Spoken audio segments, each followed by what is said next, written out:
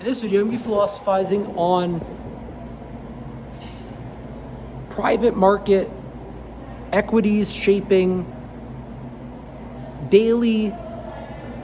volitions within one's thinking, most concerned with individuals'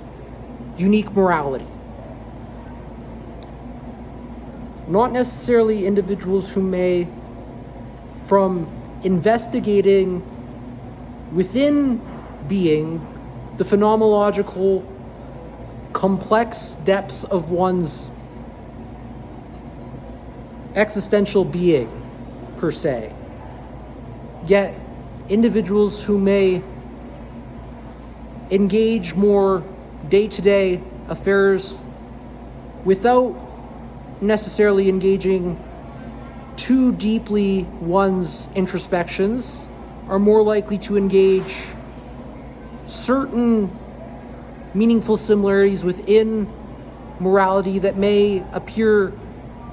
more distinct yet holds more meaningful similarities compared to the individuals around them that one may not quite think until investigating within the future-oriented navigations more in depth. As the private market one participates in within free trade is most responsible for influencing various distinct desires within one's sense of morality and or ethics, including engaging in more ethical conducts within the workplace. Workplaces shape ethical conducts with certain expectations of what one should conduct meaningfully for one to not uniquely keep their job, yet to get a promotion. Shaping morality from the equities within fair markets. Certain values are shaped within participation of fair markets without needing to engage deep thinking. This provides some benefit, yet some more risky harms in the individuals whom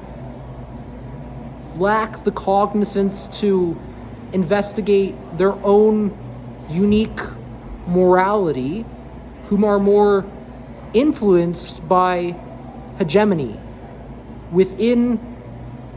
equitable markets. This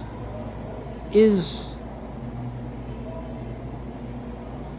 less problematic had the market been unequitable, as inequities are harmful to individuals even within a surface exposure to the harms and or illness of what results mostly in crimes and or famines you see in third world countries lacking the same equitable free trade agreements within the markets that constitute private markets that operate equitably within the soundness of distinct fair exchanges, be it that there is a certain agreed upon price that is proportionate to what is expected within the market to constitute a more fair price instead of to be priced disproportionately compared to the meaningful similarities within the appropriate conditions, satisfying certain conditional criteria one may brainstorm in terms of the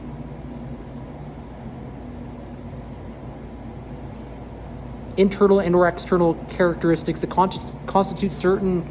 objective and or functional and or meaningful intrinsic processes and or intrinsic properties in order to constitute the condition X is in, be it low condition and or high condition, to mean the higher condition is like new with little defects, and or low condition to be dangerous, harmful, and or may work and or in some cases not work at all in terms of its expected multifunctionalities, be it one is selling some smart device. There may be distinct variation in damage and or the newness and or the like newness to mean there is little defects constituting high quality in comparison to low quality, each with certain expected prices and also certain prices that would be otherwise unfair, disproportionate to, be it one is looking to buy an iPhone 15. The iPhone 15 should not exceed, let's say, $1,000. And yet an individual may charge $5,000 that is more expensive than buying a brand new iPhone 15. Disproportionate and therefore unfair. Engaging in less fair exchange. Not necessarily violating fair trade per se, yet one may violate fair trade in terms of had the individual stolen the phone and or obtained the phone from unlawful means and or what individuals would constitute most meaningfully to be unethical. Not to mean that one needs to commit a crime to violate fair trade. What's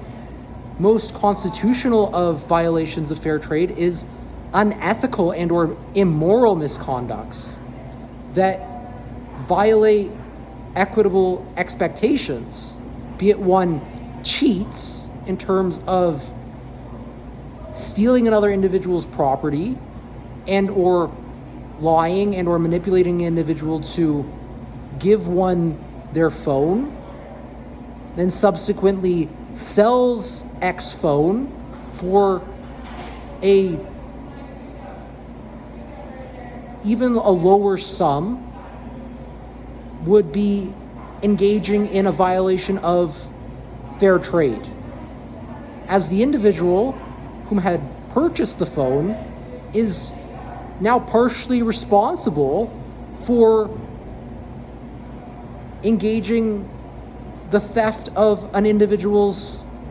property and or violation of another individual's individual autonomy and or privacy without, in some cases, holding the self-knowledge and or self-awareness that one has engaged any wrongdoing within what is more unique to law and violations of the law. Be it the individual whom holds no self-knowledge and or self-awareness should truly not be punished for this, yet should be ethically informed and or then communicate with the individual whom is the true owner of the phone what one should do in terms of having purchased the phone and or needing the phone in need to satisfy the individual whom had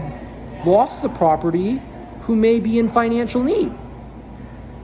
resulting in clear inequities and or a serious immoral and or ethical dilemma here, in need of solutions for two distinct individuals. What does the individual whom had purchased the phone do, as one truly had not engaged in any unethical and or immoral misconduct, engaging what one had thought was free trade, engaging fair exchange within fair trade, not free trade. Meaningful to uphold certain values within society, yet these values are threatened with the individual whom is a scoundrel, whom had stolen another individual's phone and then subsequently sold it to another individual. Be it a fraction of the cost, does not change the violation to another individual's individual autonomy and or in some cases privacy, as one may have not wiped the phone and there may still be messages, and or one may have wiped the phone and yet had come to learn of certain more meaningful information within that device that one may have exchanged for other valued goods in terms of intellectual property thefts, complicating the situation even more.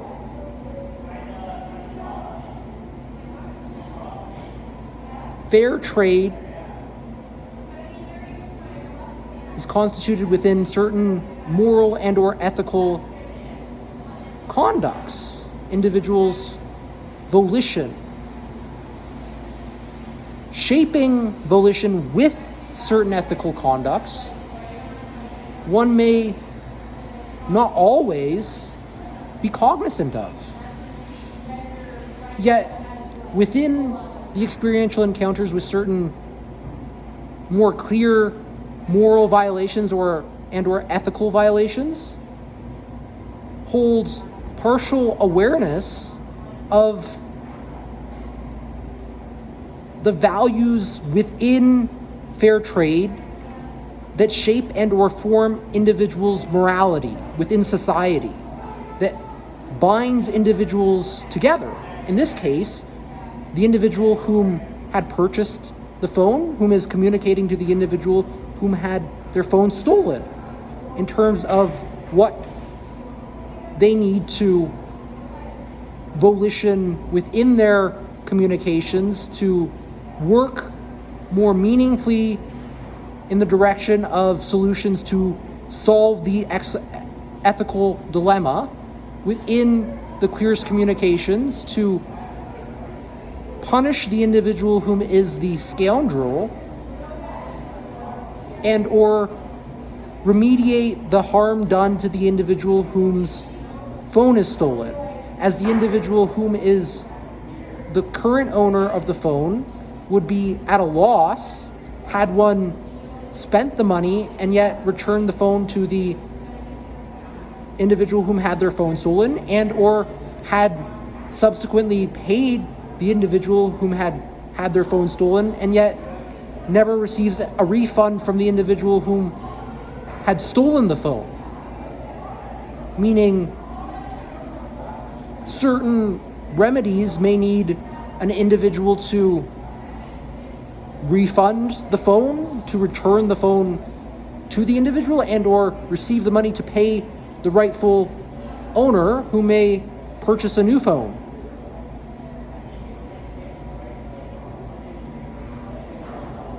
Engaging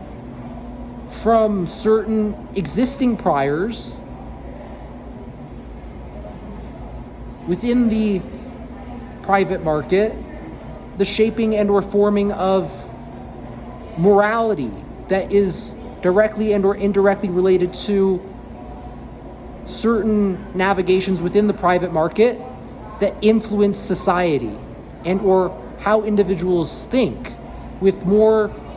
critical thinking meaningful to engage one's unique morality, to brainstorm more meaningful solutions without necessarily depending on legal institutions. One may engage more